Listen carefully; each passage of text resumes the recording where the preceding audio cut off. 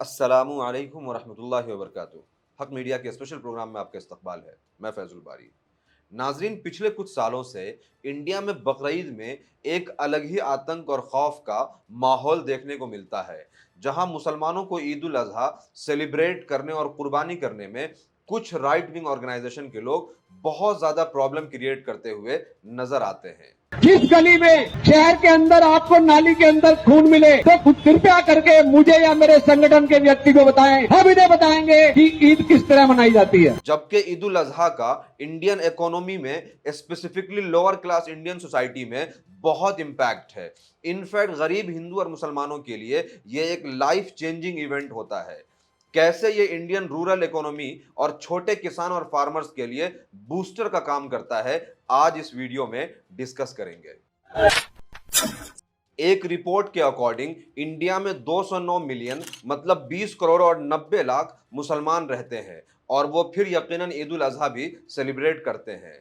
2011 के सेंसस सर्वे के according India में एक मुस्लिम फैमिली में 5 मेंबर होते हैं। उस हिसाब से 4 करोड़ से ज्यादा मुस्लिम फैमिलीज इंडिया के अंदर रहती है। 2011 के सर्वे और डेटा के according 31% Muslim families below the poverty line है, या यह कहिए कि लोअर क्लास से आते हैं। इसका दूसरा मतलब यह हुआ कि तकरीबन 70% मुस्लिम फैमिलीज इंडिया में मिडिल और अपर क्लास से हैं। हम 70 से कम 60% मुस्लिम फैमिलीज मान लेते हैं ऐसे जो कुर्बानी करते हो। अब बात करते हैं कुर्बानी के जानवर की। एक एवरेज 10,000 से 50,000 तक इन जनरल इंडिया में कुर्बानी के जानवर की कॉस्टिंग होती है। हालांकि कई जगह, खास तौर से शहरों में, 1 लाख से 5 लाख तक या उससे भी ज्यादा का सिर्फ एक एक बकरा लोग शौक से खरीदते हैं। जैसे लास्ट ईयर बिहार के पटना के एक मार्केट में 1-1 लाख तक का बकरा खूब सेल हुआ था। 2015 में दिल्ली के अंदर एक बकरा 6 लाख का सेल हुआ था। 2021 में लखनऊ में 2.25 लाख का 2 बकरा सेल हुआ था। 2022 में ही पुणे में 8 लाख का एक बकरा फरोख्त हुआ था। गुड्डू नाम के एक व्यापारी अपने बकरों की कीमत 15 से 30 लाख रुपया तक रखते हैं। 2021 में एक खास किस्म के बकरे की कीमत 1 करोड़ रुपया थी, और इस साल एक बकरे की कीमत 1 करोड़ 12 लाख रुपया क्लेम की गई है। ऐसे बहुत से शौकीन मुसलमान हैं जो लाखों नहीं बल्कि करोड़ों में बकरा या दीगर जानवर खरीदते हैं। हम यहां कैलकुलेशन के लिए कुर्बानी के जानवर की कीमत 25,000 रुपया पर फैमिली ऑन एन एवरेज मान लेते हैं।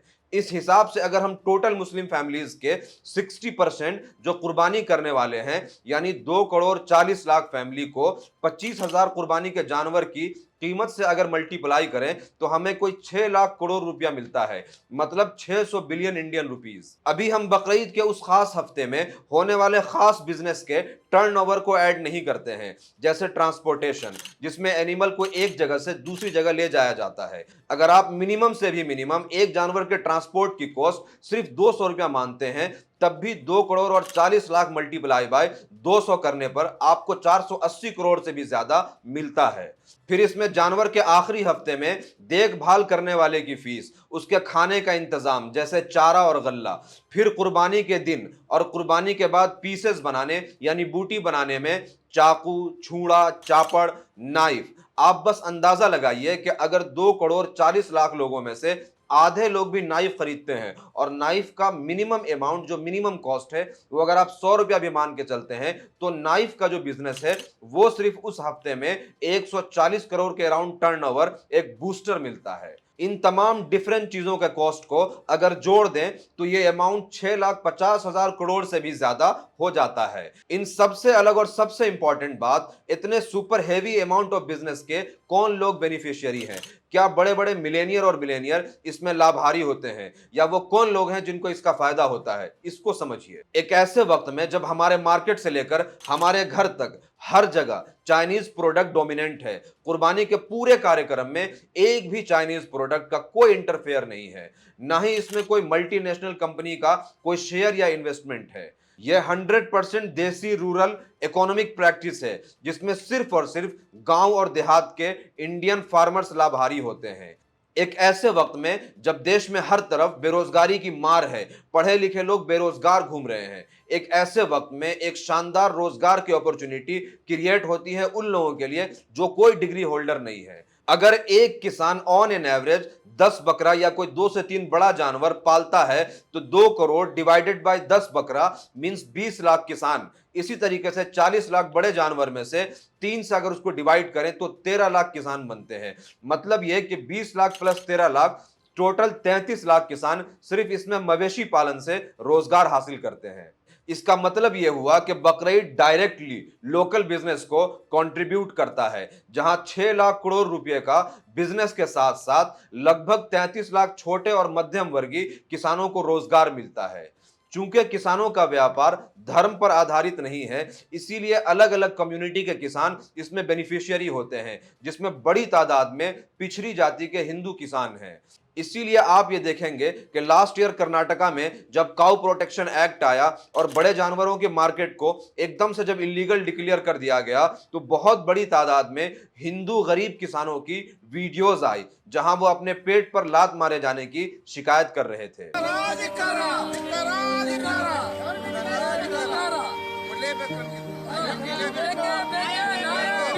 ಮೋದಿ ಬರ್ತಾವ, ಕಾನೂನುಗಳು ಇರ್ತಾವ, ಯಾರನ್ನ ದವಾಖಾನೆ ಆಸ್ಪತ್ರೆಗೆ ಇರ್ತಾರ, ದನ ಮಾರ್ಕ ಬಡವರು ರೊಕ್ಕ ಹಾಕ್ತಾರೆ, ನಮಗೆ ದುಡ್ಡು ಯಾರು ಕೊಡ್ತಾರೆ? ಸಾಲ ಪಡೆದ ಯಾರು ಕೊಡಂಗಿಲ್ಲ.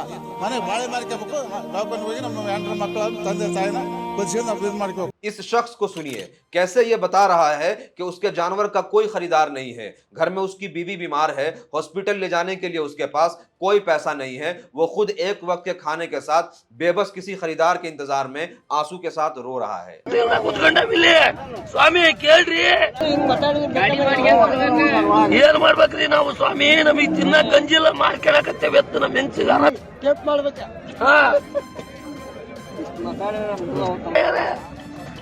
यहां कुर्बानी के जानवर के हवाले से एक और इंटरेस्टिंग पहलू आप गौर करिए। कुर्बानी के गोश्त में 3 हिस्सा होता है, गरीब और पुअर लोगों के लिए, रिलेटिव और रिश्तेदारों के लिए, और तीसरा जो कुर्बानी कर रहा है। मतलब यह कि 2 हिस्सा ऑलमोस्ट 66% गोश्त डिस्ट्रीब्यूट होता है।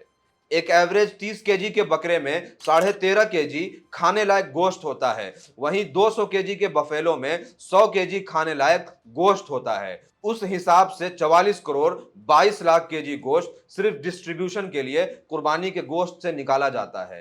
अगर 44 करोड़ 22 लाख को आधा भी कर दिया जाए तो गरीब लोगों को कुर्बानी के गोश्त का लगभग 22 करोड़ 11 लाख केजी गोश्त मिलता है। एक एवरेज हेल्दी मैन की 200 ग्राम मटन एक वक्त के खाने की खुराक होती है।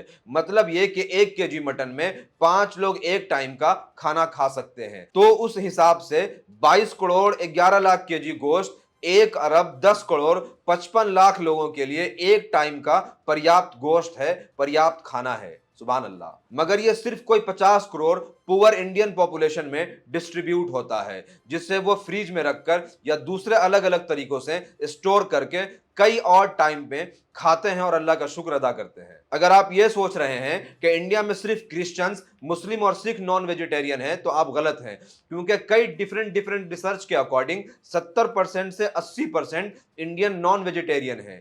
एक रिपोर्ट के अकॉर्डिंग इंडिया के 16 स्टेट में 90% आबादी से भी ज्यादा नॉन वेजिटेरियन है।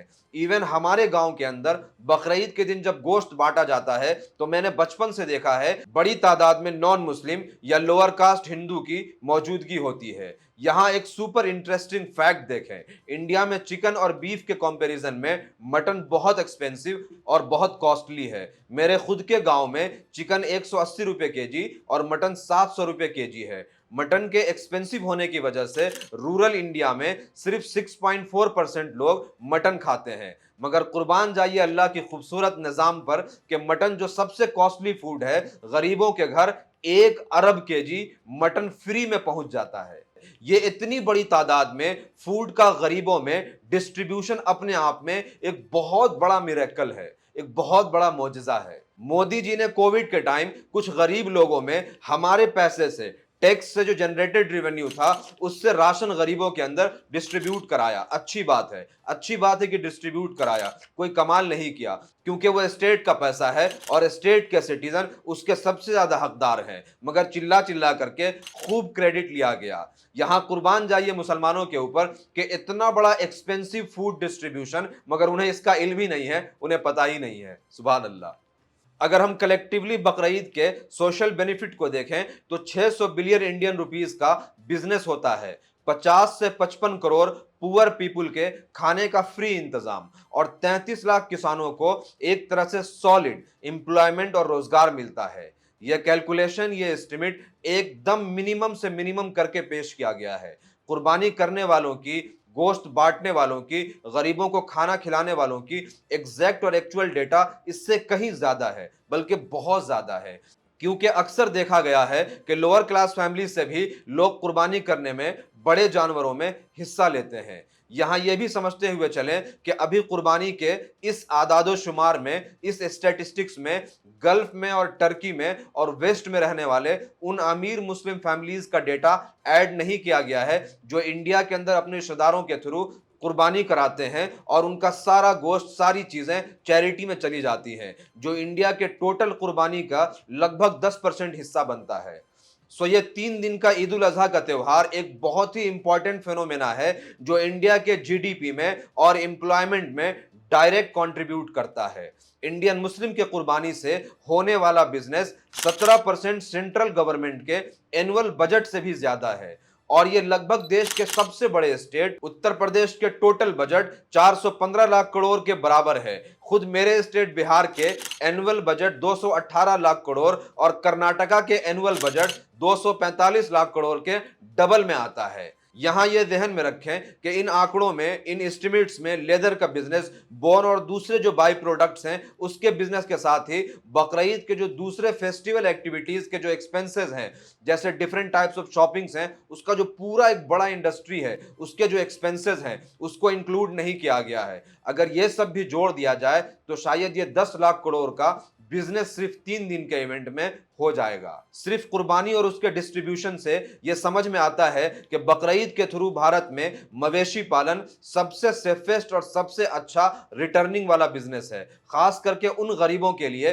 जिनके पास बिजनेस स्टार्ट करने के लिए, न्यू स्टार्टअप के लिए कोई एमबीए की डिग्री नहीं है, कोई एमएनसी कंपनी को दिखाने के लिए 2 से 5 साल का एक्सपीरियंस नहीं होता है, या कोई लाखों और करोड़ों रुपया इन्वेस्ट करने के लिए उनके पास पैसा नहीं होता है। इसीलिए इंडियन गवर्नमेंट को चाहिए था कि गरीब किसानों को सपोर्ट करने के लिए ऐसे बिजनेस को बढ़ावा देते और बकरीद को सेफेस्ट वे में मुसलमानों को सेलिब्रेट करने का एनवायरनमेंट क्रिएट करते।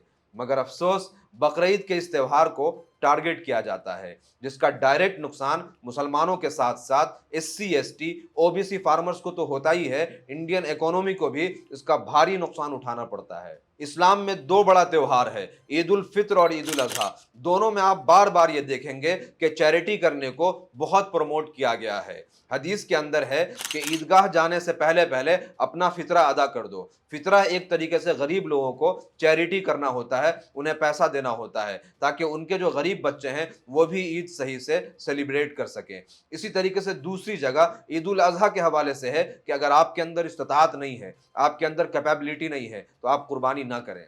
ये गौर करें कि कैपिटलिज्म के आइडिया के जैसे नहीं कि जालिमाना और रिग्रेसिव टैक्स वसूल कर करके अमीर और अमीर हो जाए और वही जालिमाना और रिग्रेसिव टैक्स दे दे करके गरीब और गरीब हो जाए, बल्कि अल्लाह ने ज़कात, फितरा और बकरीद के थ्रू वेल्थ डिस्ट्रीब्यूशन और इस्लामिक इकोनॉमी की खूबसूरती की एक झलक दिखाई है कि कैसे वेल्थ अमीरों से गरीबों में शिफ्ट होता है।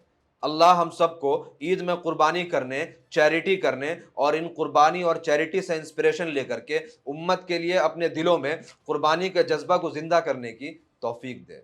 आमीन। इस वीडियो को ज़्यादा से ज़्यादा शेयर करें। कमेंट में ज़रूर बताएं कि वीडियो आपको कैसा लगा। Thank you.